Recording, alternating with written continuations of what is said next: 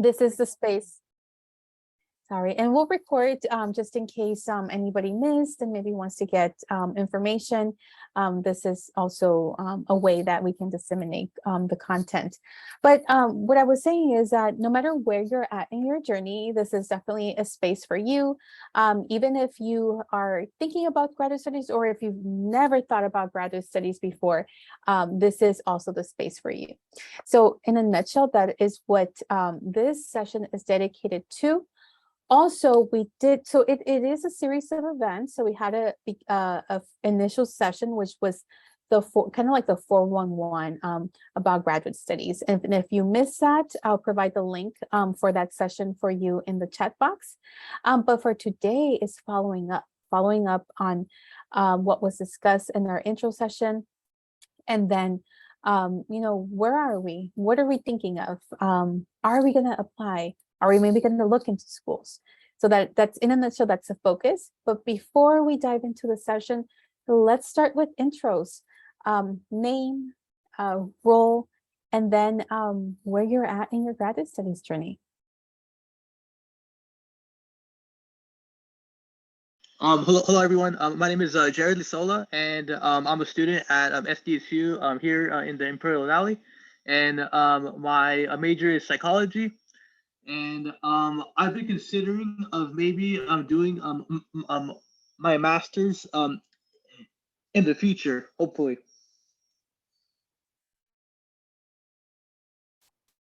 Excellent, Jared. Great, and welcome. Thank you for being here.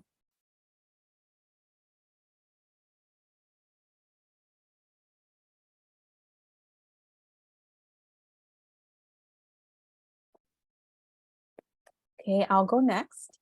I'm Dr. Vanessa Falconorta, Faculty Director for the Cross-Cultural Center.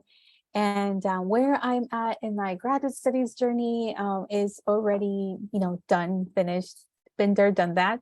But also what that means is that I have the great opportunity to be able to share my experience and with all of you. More about my background. I am from the San Diego-Tijuana border region, transfronteriza.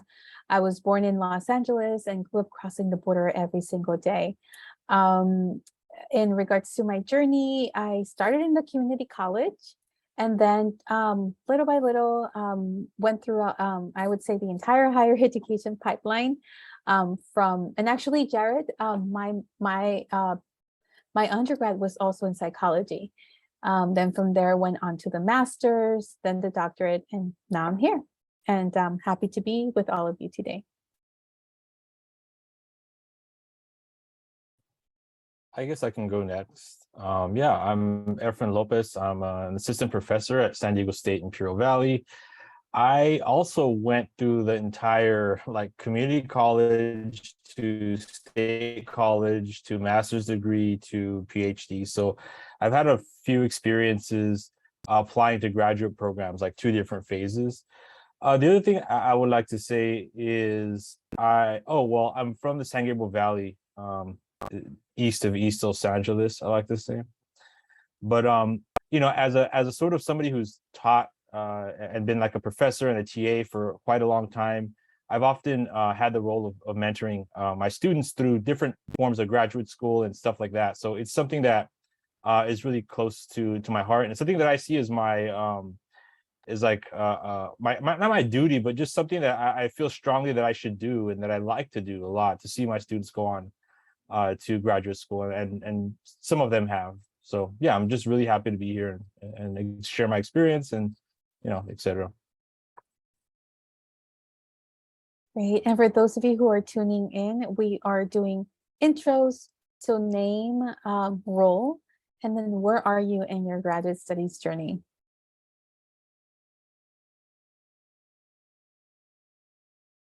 And you are welcome to share and by unmuting yourself, but also if you prefer, you can share your intro in the chat box as well. Hi, everybody. Sorry, I'm trying to make lunch over here. Multitasking, unfortunately, the job of a mom never ends. But yes, I have done so much research, hours of research Only online for graduate school. I know I want to go, but I am fairly lost in not only the process, but which schools to apply to. And I know I want to stay in Southern California. So I've looked at schools for psychology and education in San Diego and LA area, also Riverside and kind of a little bit more east of LA. So yeah, I'm here. I loved last session's tricks and our tips and tricks, I guess. I obviously know pretty much everything that the internet has to offer, but getting to know like real people that have actually gone through the process and asking little questions, that is what I'm here for, because we all can read the internet, but the experience that other people have to offer, that is invaluable, and that's why I'm here. Thank you, Gina. And that is exactly what today's focus session is about, is definitely moving beyond what you will find in the website and demystifying what is graduate studies, what does it mean to just even start thinking about it, and to share real stories, stories from our trajectories, but also to share your stories, to learn about your stories, whether it be whether it be what did you find online, what did you find helpful, or maybe what are some maybe some things or thoughts that are kind of maybe hesitations that you might have, which are okay to have as well. But again, we're here to kind of demystify that and share real stories from, real people like us.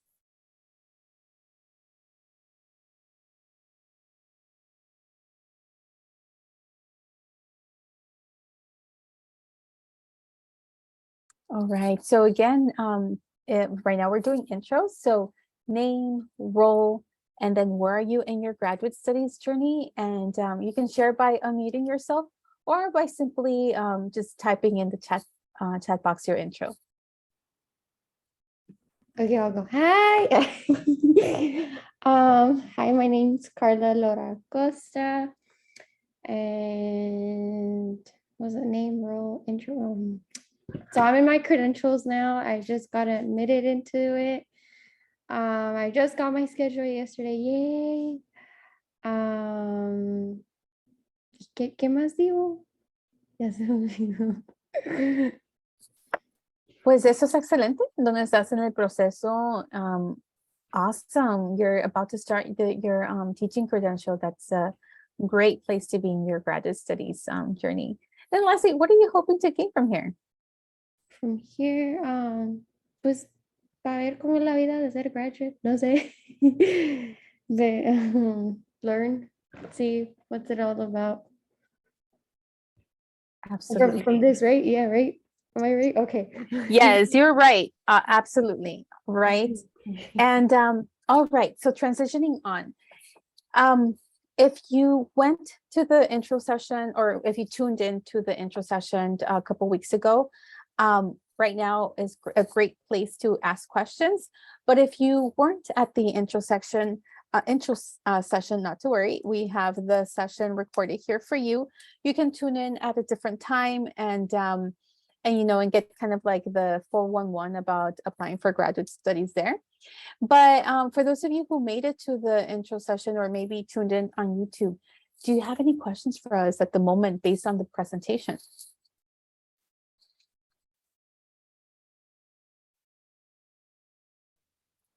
I don't have any, porque pues no fui, so no sé. I attended and I have no questions.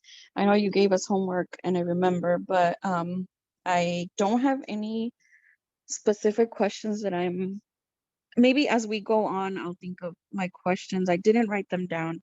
I'm sorry, but I haven't done a ton of research since last time anyway. So I don't have any questions at the moment. I promise I will ask if something comes to my mind. I also don't have any questions at all. Okay, and that's an okay place to be. Not to have questions is okay. So also feel free to pull out your phone. Maybe if we need to look up programs or deadlines or requirements, we can do that. This is definitely also a space to be able to brainstorm and think overall. But as we engage in this discussion and this conversation, let's explore where we're at, right? So we're following up. We had a kind of like an intro for those of you who were able to attend, and or even just for those of you who are starting to think about graduate studies. But so the question is, where are you at right now? Whether it be programs are you thinking of applying to, schools that you're thinking of applying to, and we'll have some follow-up questions for you based on that.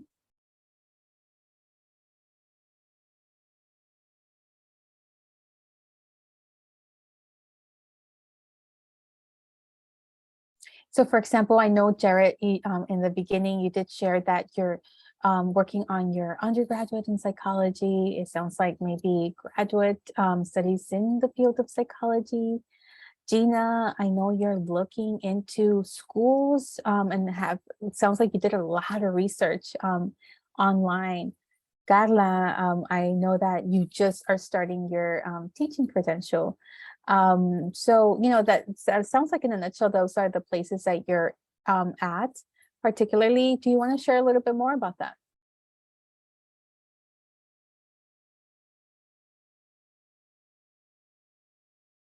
I can go first. I've been thinking about maybe going into the counseling program for the masters, because in the future I want to become a high school counselor, hopefully, and yeah.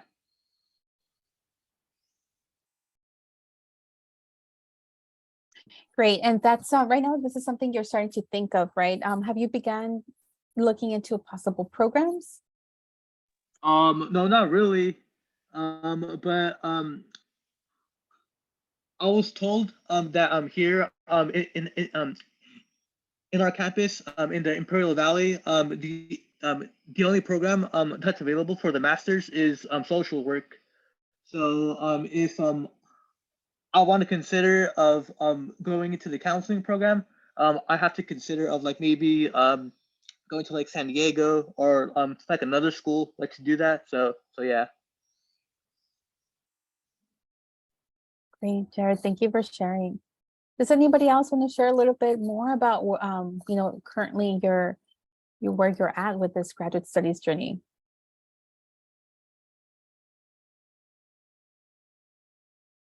Sure, I can go. Okay, well, my dream was always to be a forensic psychologist, but I'm open. I just love the study of psychology, but I am finding that looking into the profession, it's not a very, how should I say, it's rewarding, I guess, but it's I don't know how to say it. I'm a very sensitive person, and I feel like if I get too much into like criminology and helping victims of domestic violence and child abuse, which is what I wanted to do, I feel like I'm not going to be a very happy person. And perhaps that is not, perhaps I shouldn't limit myself to only forensic psychology. And so being a counselor is also not for me because of the same reason. So I'm having like trouble deciding on a program because I know what I love and I know who I want to help, but I can't find the job for it. And so how can I go to graduate school if I don't even know where I'm going or what I want to get out of it? I know I love to study, but I've been in school for a really long time. and I kind of just need to do something. I've had really terrible jobs. I've made a lot of money, but I wasn't happy. So I don't want to go back to just any job. I want to do something that I actually enjoy, regardless of the money. So I hope that answers your question. I don't know how much detail you want, Dr. Falcon, but that's where I'm at. I'm having trouble finding actual people in the profession that could guide me. I haven't looked per se. I haven't really tried to look for people. I haven't gone to any hospitals with clinicians working. That would be very helpful for me. But yeah, I hope, does that answer the question? Yeah. And I mean, just sharing here brings up some good points. Profe Lopez, do you want to talk a little bit more about that?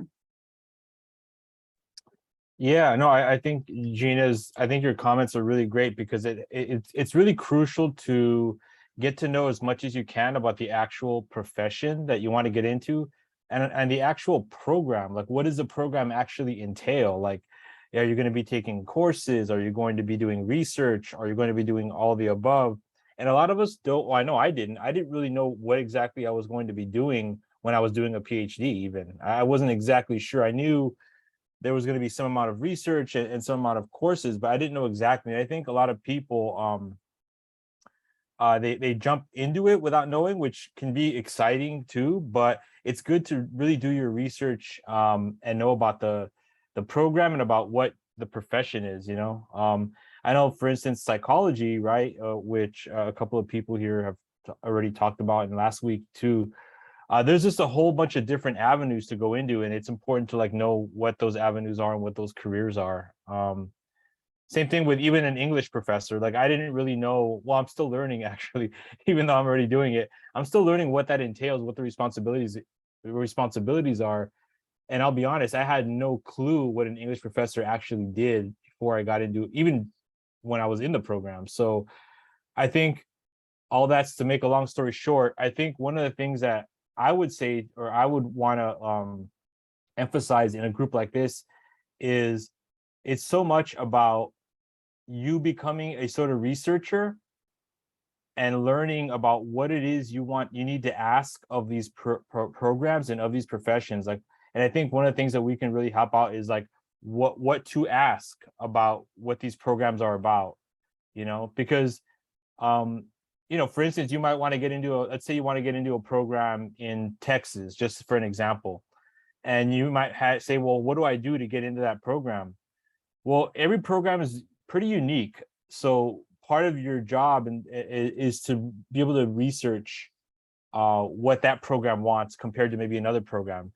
Though admittedly, there is overlap, but you know, but that spirit of researching the program, researching the profession is crucial to this, and we can help with that.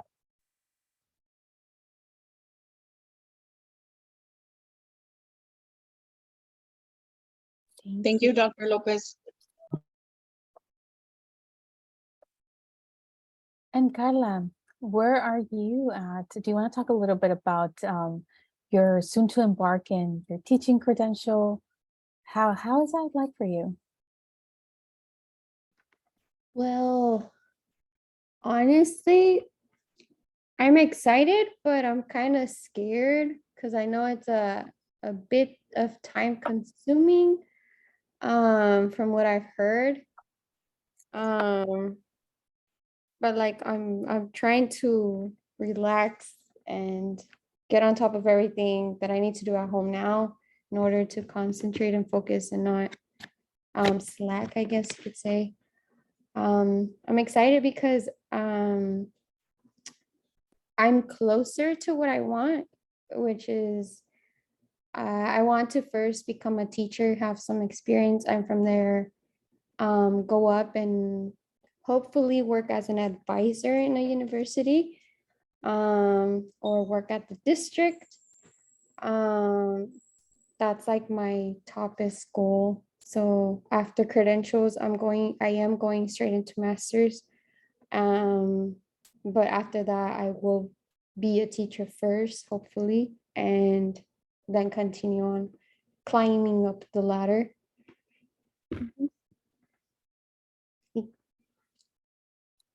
Good. So I really like that, you know, we're at different phases. And I think it would be a good opportunity to explore those different phases. Before we do, Gina. Oh, I just had a question for Carla. Like, do you know what level teacher, like, are you or do you know, did you always know that you wanted to be a teacher? And like, do you know what type of teacher, like high school or college? Yeah, so I'll start from, I knew I wanted to be a teacher once my parents told me I couldn't be a dancer. Because I've always liked the environment of a school. I've loved it all my life. I've always been there. I always like to be there in school, and I like to be involved a lot with kids. I don't know, it's just fun. So when it comes to a specific grade, I would love to teach second graders. I think they're very funny and they still are, you know, growing up, and I don't know, they're just fun to be around, even though they're hard at times. You still learn from them. Like, you're not just teaching them, but they're also learning, you're also learning from them. And I think that's the best part. I really like it. And they just like light your life somehow. I don't know. I know it's a bunch of kids in one room, right? And there are big crazy times, but and those crazy times really like fire up your day somehow. Like, I don't know. It's just fun.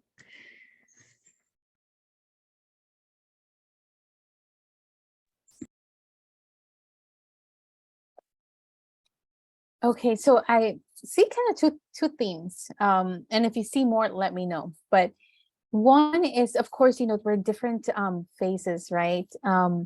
So on one hand, it's kind of like starting to think about graduate studies, not maybe sure exactly what area, but kind of have an idea.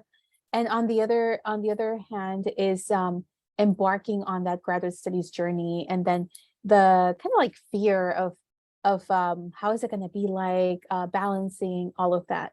So I think it would help if we share a little bit about our experiences in those different phases, Profe Lopez, and then also for Jared, Gina, and Carla, you can, you know, ask follow-up questions. But I think let's start with the exploring, right? That moment, that kind of like aha moment that we had, that okay, so I'm you know, the graduate studies maybe could possibly be for me. And then what comes next? So Profe Lopez, do you think that is something that we could maybe share?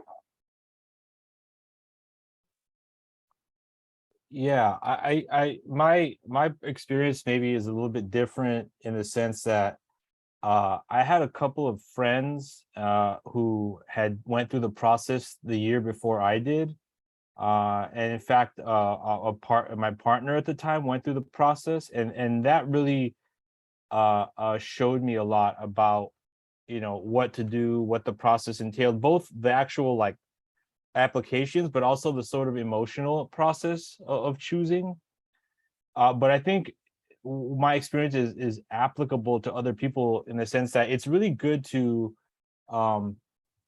try to connect with people who've been through the process, or who are going through the process right now, as much as you can. But for me, it was really just the aha moment was realizing that I was in a master's program, and that I didn't want to stop researching and writing about this stuff. Like, I just had to keep going. There was more I needed to explore, and that was the moment when I kind of realized I need to pursue a doctoral program. Yeah. So it sounds like having people who've been there, who went through the journey, who kind of can encourage you, or you can ask questions, can help. You know, it reminds me of when I transferred from the community college to to the 4-year. For me, I was in Southwestern Community College and then transferred to San Diego State over at West Campus. And I didn't have any friends that had gone through it. It was a very lonely experience, particularly, although I had the privilege that my mom went through higher education. So I could ask her.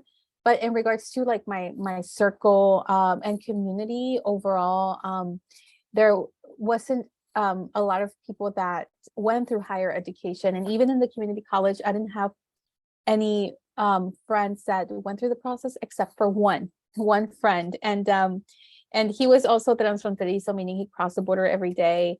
And there's another element to that, meaning like, how do you navigate graduate studies when also you are navigating crossing a border, right? And in my experience. So it was really neat because, well, I'm sorry, 4-year. So it was really neat because I could ask him questions. Also, I had very basic questions of like, how do you navigate the campus? How do you navigate transportation, like public transportation all the way over there, like from the border? And I remember I was able to experience like my first day at San Diego State West Campus, you know, with my friend, kind of showed me around because he had been there, he had done it. So what I'm trying to say is that I really see how that can go a long way. I experienced it. So I hope that here you can start to create that community with one another. And also as we have more sessions, we can have other students who maybe are at different places, maybe already in graduate studies. and yeah, so this is also a space for community. Evan?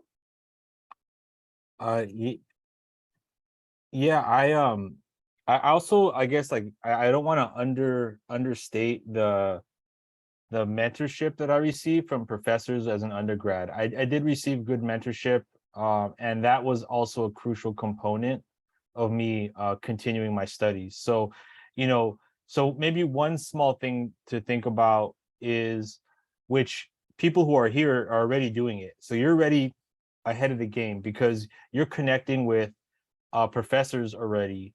And that was crucial for me. So cultivating relationships with professors for me was very crucial in continuing on to graduate school as well. I just want to like state that. Yeah, and particularly, for example, Gina, you have a letter of recommendation from me when the time comes. You did an exemplar job organizing and coordinating and facilitating, you know, hand in hand with me, the revolutionary women of our community. So, you know, so I share this because one, of course, I want to let you know, but also those connections with your faculty, with your peers, all of that will support and enhance your success to transition onto graduate studies. And I know, Gina, you have a couple questions. So how did you decide a career? And then did you always wanted to did you always want to do what you're good at? Really good questions. But Evan, do you have your hand up? Okay, so number one, how did you decide your career? For me, I needed to have work experience to learn what I wanted to do. I started in the community college working as a peer advisor, and I loved it. I loved working with college students. I loved exploring with them, you know, what support systems they could use to foster their success. Like, for example, one of the things that was part of being a peer advisor, in addition to kind of mentoring them in the community college experience, was also letting them know of the different services that were on campus. And so that was before that, I worked as a checker for the Bonds grocery store, which was also just overall very informative in my I think professionalism, I learned, one of the things I learned is like, if something is broken or whatever, you fix it. Like, don't try to find somebody else to fix it. Just fix it. If you can do it, do it. But that's an ethic that I carry with me in anything, in any role that I'm at. But okay, going back to the how did I decide, right? So in the community college, I knew that I love that experience. So then, and also like I knew that I really liked psychology, counseling. So I knew that, okay, so if that's what I like perhaps maybe pursuing a career in psychology or counseling might work. But also what I did was I researched what the academic guidance counselors, like their degrees. So at the time, I really wanted to be an academic guidance counselor. I really just, I overall just loved the idea of what they did, which I still do, but also I love the college experience, being in higher education, working in student affairs. I didn't know that it was called student affairs at the time, but now, student affairs. So what I did again is research their experience, seeing like what kind of degrees that they get. So I learned that, all right, so after their undergraduate, they went on for a master's, and some of them went on to counseling. Others have different experiences, but so I thought, all right, so I'm going to need a master's if I want to do what they do. And from there, I started researching different types of master's programs. So there are some that are focused on counseling from K through 12. There are others that have a focus in, for example, working in the communities, working with counseling families. Others have a focus in what is called post-secondary higher education. So, I also started to learn the different types of masters in counseling programs that were out there. This was already during my undergrad after I transferred. And I started deducing, like, okay, so I want to work in higher education. So my master's should be, focused in post-secondary higher education. And I started looking at those programs. I applied for a few and was very fortunate to be admitted to the MS in counseling, emphasis in student development and higher education over at Cal State Long Beach. But also kind of like the fire that really just imposed me to apply was at the time experiencing kind of like a invisibility in my college experience, like not quite feeling validated or ever kind of recognized of like my trajectory, my identity, or my background, or simply just where I wake up and start my day was never acknowledged or even mentioned, right? So I felt like, okay, I need to do something about that. That's not cool. I don't know exactly what, but I knew that perhaps, higher education, whether it be being a counselor or at the time for the master's was counseling, that's what I wanted to do. I knew that could help. It wasn't until my master's experience that I decided that for what I really wanted to do was more through the PhD route. To answer, so that was kind of my experience, but to answer the second question is, did you always want to do what you do and what you are good at? Efren, would you like to answer that question? Did I always know what? No. I didn't. I wasn't sure if I wanted to go to college at all, or if I could go to college at all as a high schooler. I've told this story before, but when I was talking to a high school counselor, the high school counselor pretty much told me that I wasn't capable of going to college because my grades weren't that high. So I had this sense that so I didn't like come out of fully formed like, oh, I'm going to be an English professor. It was something that I grew to love through my love of reading, and my love of reading kind of like opened me to different avenues of what I could do with that as a career. And then deciding on a career as a professor actually came politically for me, because I realized that a lot of change needed to happen on the level of curriculum, what is taught, canonicity, like, what types of things are taught to people, what literatures are considered centered and what literatures are considered marginal. And I wanted to change that because I knew that there was a sort of inequality going on. And so for me, I realized that being a professor, especially having a doctorate, was put me in the best position to make the type of change that I thought was really important at the time, and I still do. But the sort of collateral benefit that I didn't even realize was that being a professor would give me contact with students and like to both learn from and help build with students, and that became really primary for me. So I worked a lot on my teaching. So from in a way, from my politics is what sort of drove my wish to be a doctoral student. I never had even the faintest sense when I was younger, when I was a teenager, even when I was first starting out in community college, I never even had the faintest sense that I could ever be a professor. It was a furthest thing from my mind. So things can change pretty quickly, is all I could say. But yeah. Okay, so any questions about that before we transition to the second part, which is now you're in graduate studies, so time management, and just sometimes the creeping up of the imposter syndrome and on and on. Before we dive into that, any questions about what we just shared?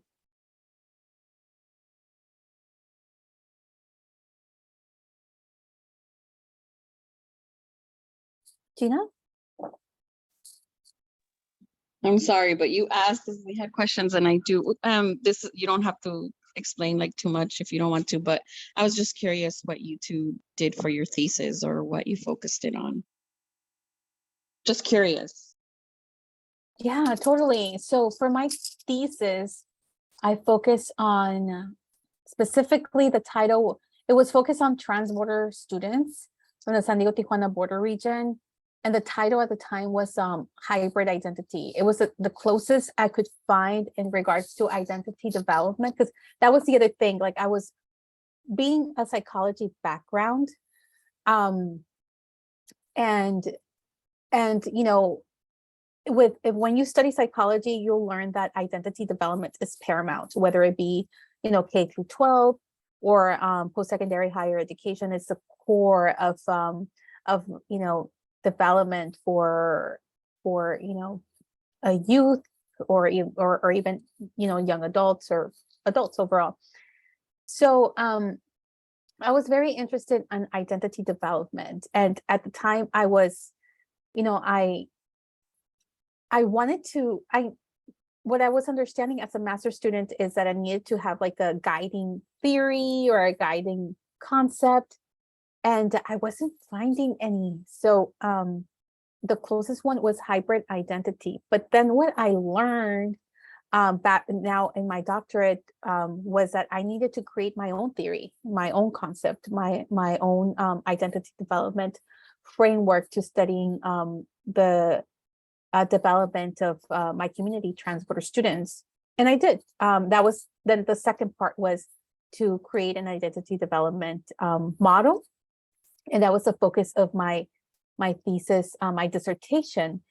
But in regards to thesis, there are different types. There are some that are quantitative, so surveys in the simplest sense.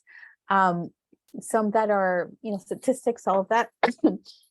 There are others that are qualitative, so interviews, but it's deeper than that. For example, my dissertation was photo voice, so I use photography. And then there are some that are conceptual, but that is within the social sciences. And then you can talk more about the thesis experience in English.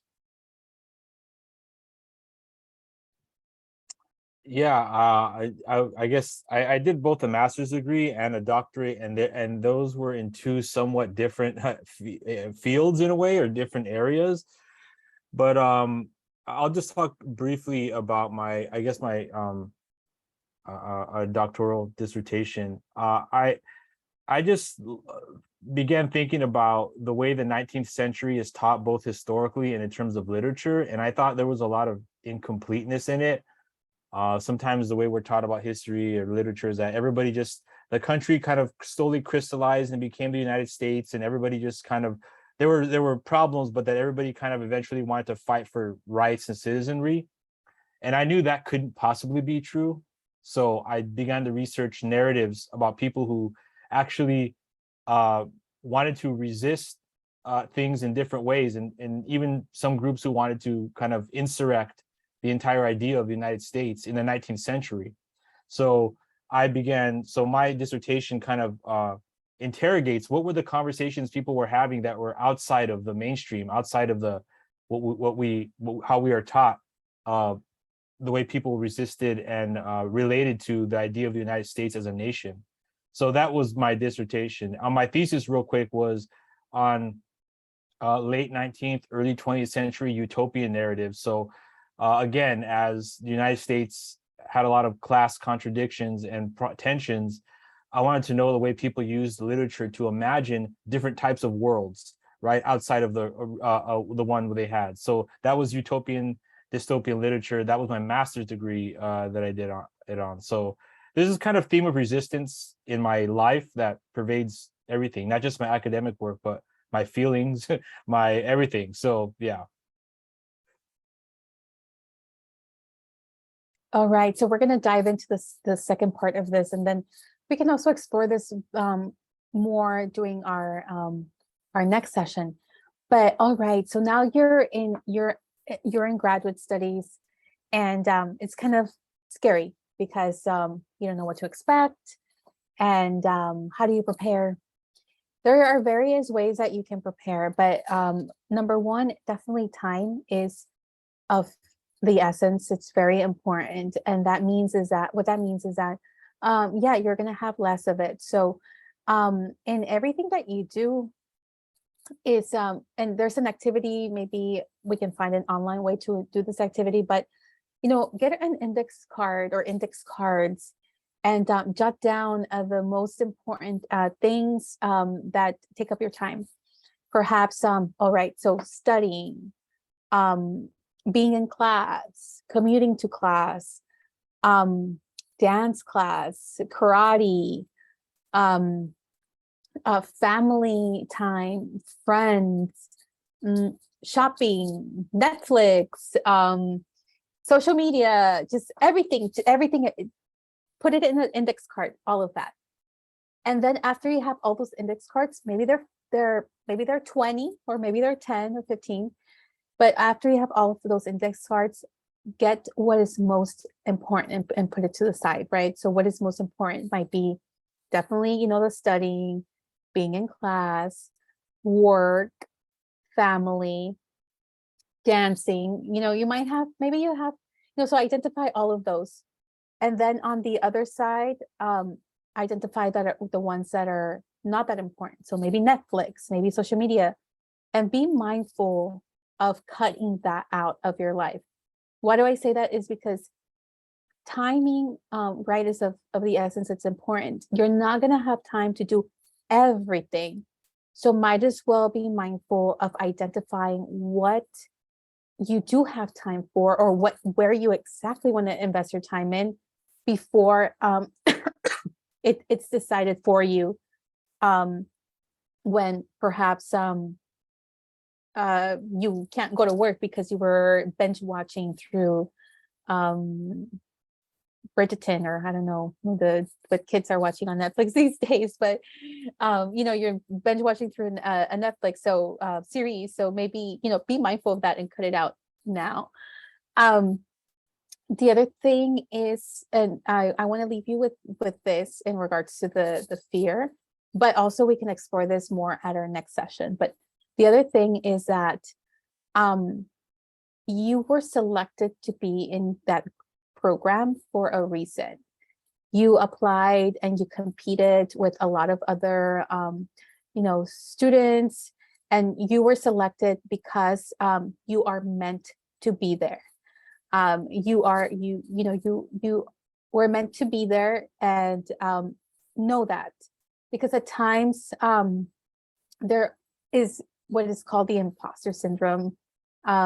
It's defined in many different ways, but in a nutshell, it's just kind of like this idea of not knowing if maybe you're good enough for higher education.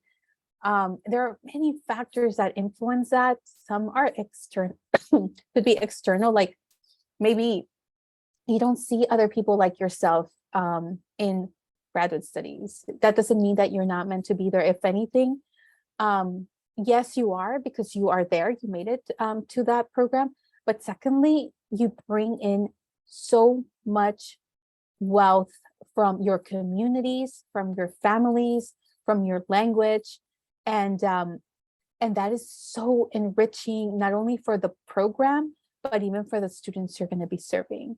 So that is kind of like my piece of advice to navigate that fear. But Profe Lopez, do you want to share a few insights on maybe advice to navigate that initial semester?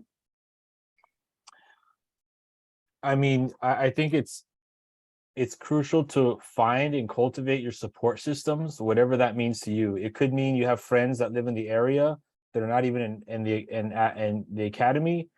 It could mean that you find new friends in your program and that you take an active role in doing that, even if you're. I'm pretty introverted, but I knew that I needed to make friends in my program.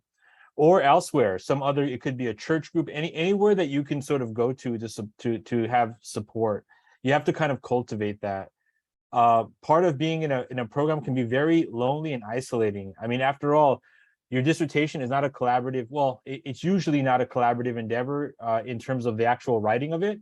Often it's collaborative in different ways, cool ways, depending on your major. So I don't want to make that a blanket statement, but there's a lot of writing by yourself. Sometimes, because even if you have writing groups, you can't write with groups every single time. Sometimes you're just there with your computer. But I was wondering, so that's what I would say, cultivate your support group. But can I say one more thing about like sort of the whole process about entering the program? There are programs available that are specifically geared towards people to BIPOC people and people who are trying to get into graduate school. And I'm going to leave a few links. One of them is a Cornell program that I emailed everybody a few weeks ago. The deadline for that is due really quick. It's due Sunday. But if you do want to apply for that, I will help you. There's also something called the IRT, and let me link that in the actual chat here. And for people who are listening, it's called the Institute for Recruitment of Teachers. This program helps pay for some of your applications. It assigns you a mentor. It's a really good program. It earmarks your application. When you apply to graduate school, it gives a special designation that you're part of this program. It's called the IRT, and I linked it right there. I want to also link you to something called the Sally Casanova pre-doctoral program that comes out of the Cal States, right? So this program gives you money for different trips that you need to take if you want to visit campuses. It gives you some amount of mentorship. I was a part of all these programs, and they were indispensable.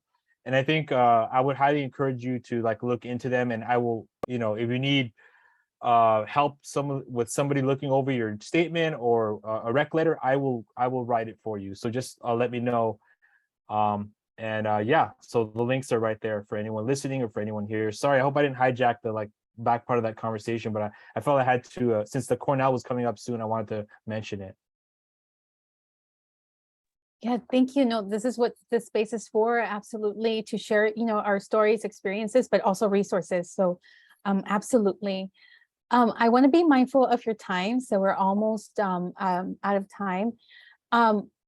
So next steps. So literally our next session will be on next steps.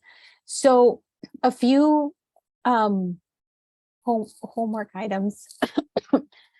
is I think something that could help will be, for Carla, do that activity. And I could do it with you as well. I have one-on-one Tuesdays. You're welcome to meet with me then.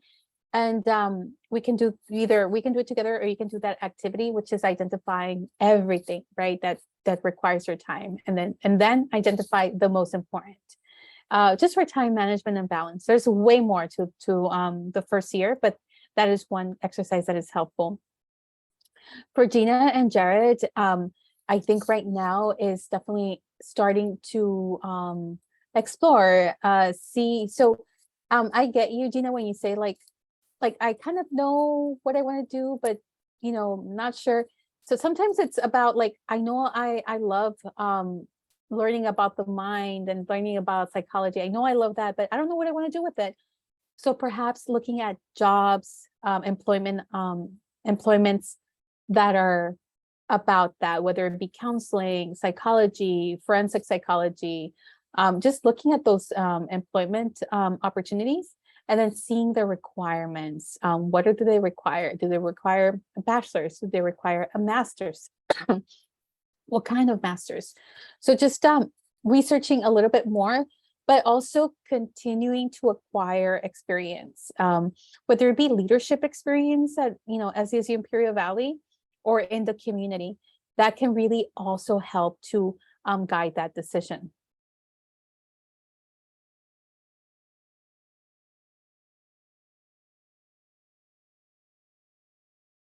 So do we have any other, so sorry, you guys, concluding questions before we end?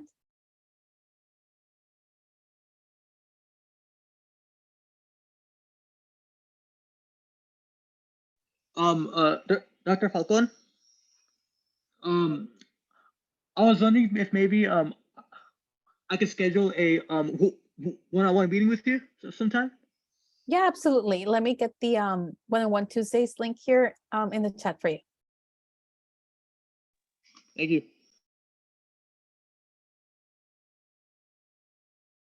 Tina? Yes.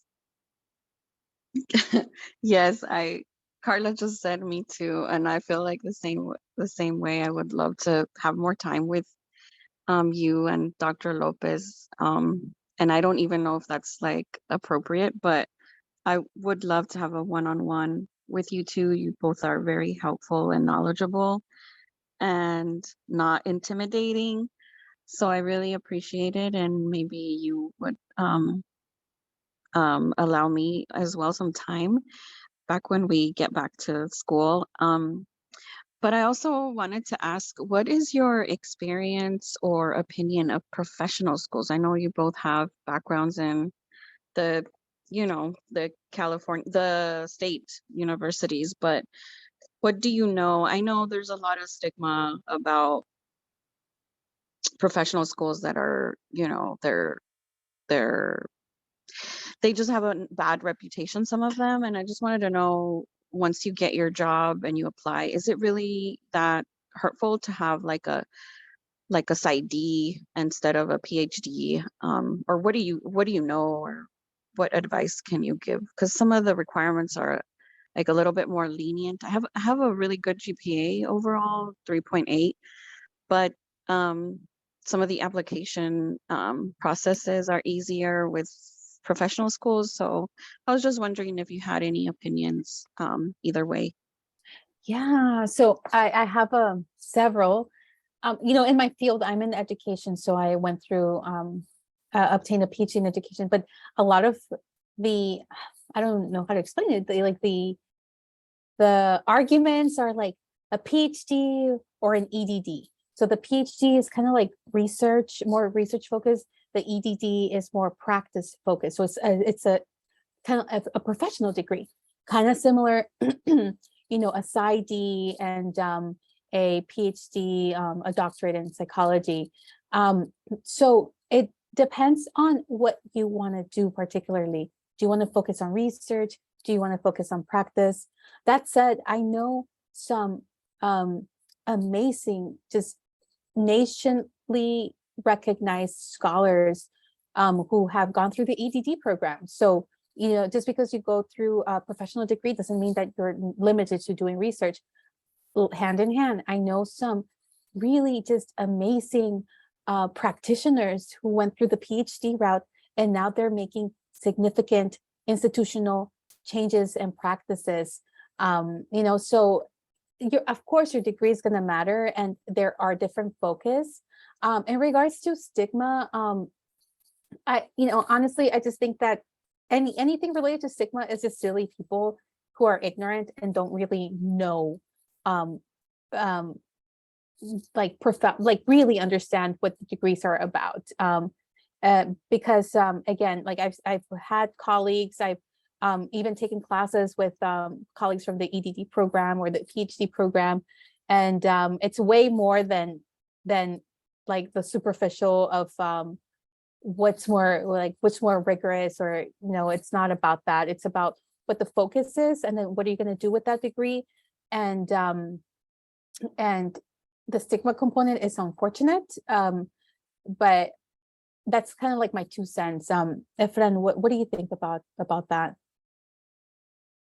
I couldn't say it any better than you did. The only like note I would say is that not all the time, but often professional degrees are less likely to be funded fully. So that's one thing to check on, because those degrees are usually like the expectation is that you're going to sort of get them and get a job really quickly. I don't know if that's always true, but a lot of them I know are not funded in the way PhD programs are. So you do want to check to sort of see, is this program fully funded? Am I gonna have to take out loans, or et cetera, et cetera? And you bring up a really good discussion topic for a future, which is like stigma and hierarchies. And that's a really good topic for discussion, because there is a lot of, like, as you say, like misinformation and just like stereotypes that aren't true at all. So yeah, that's all I would say. Okay, any concluding questions before we end?